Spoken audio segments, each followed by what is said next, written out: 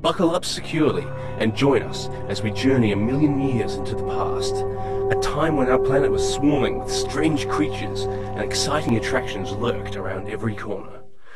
Good evening, viewers, and welcome to Presents from the Past, the show where we unearth the relics that tell us about the strange people who lived on this planet in the 21st century, or as they called it back then, Planet World. Last week, we looked at Freddy, the first complete skeleton of a world human ever found. We then reconstructed his appearance from actual photographic artifacts. Hi. This week, Freddy and I will focus on how these people made their lives slightly more bearable with the use of technology. Let's roll.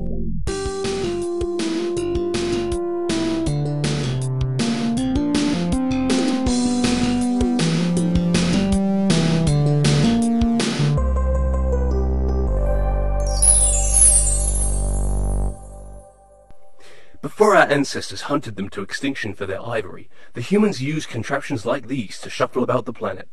Let's take a closer look. World humans were great users of primitive transportation units. From simple two-wheeled contraptions called bites to the more elaborate air vehicles known as jumbos, world human relied on transport for many things, the most popular of which was moving from one point to another. The prime means of transportation was the motorcar or jalopy. With the motorcar travelling on average 540 kilograms per hour, this was a slow process and required the inclusion of a reservoir of fluid to quench the driver's thirst. Petrol, a derivative of the biological product Texas tea, was nothing short of a delicacy for world humans. Preserved petrol tanks have been found in all manner of unlikely places, from the aforementioned motorcars and jumbos to the mysterious floating vehicles which historians have yet been able to name. Because their bodies lacked the gratification gland, world human had to derive its fun from external stimuli. Here's what we worked out. Games, moving pictures, and even dog bots were all popular diversions from the daily 9-to-5 grind. The required 8 hours of grinding was, and still is, a very long time, so such entertainments were much required. The vibrating air particles we now correctly know as funky tunes was to the world human known as music. Several technologies were developed for storing music for later consumption. So whereas we might enjoy a few minutes of soothing yak neck,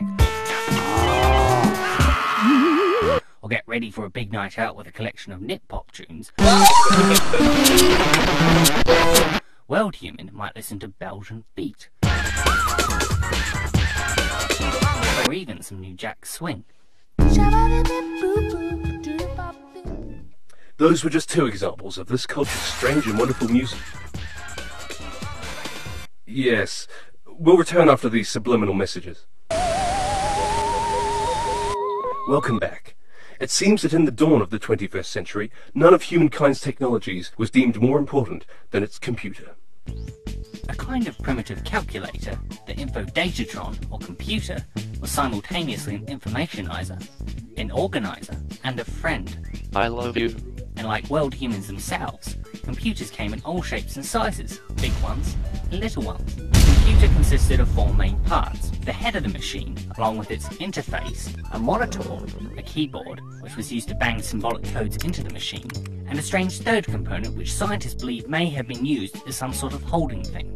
The computer was regarded with such value that they came standard with a built-in internet for incapacitating intruders. Within the computer was cyberspace, digital storage in its infancy, 100 times more spacious than regular space. Cyberspace allowed world humans to store their precious things in the computer's folders and recycle bins. These folders and bins were held on a hard drive, a kind of primitive box, viewed on a screen, a kind of primitive mirror, and finally used to organize the thousands of colorful bricks world human was in possession of. So there you have it. With technology, world human managed to eke out a meager existence, despite their obvious limitations. Of course, we've come a long way since then. The devices we've looked at today may seem strange or even absurd when compared to the sophisticated machinery of today's age.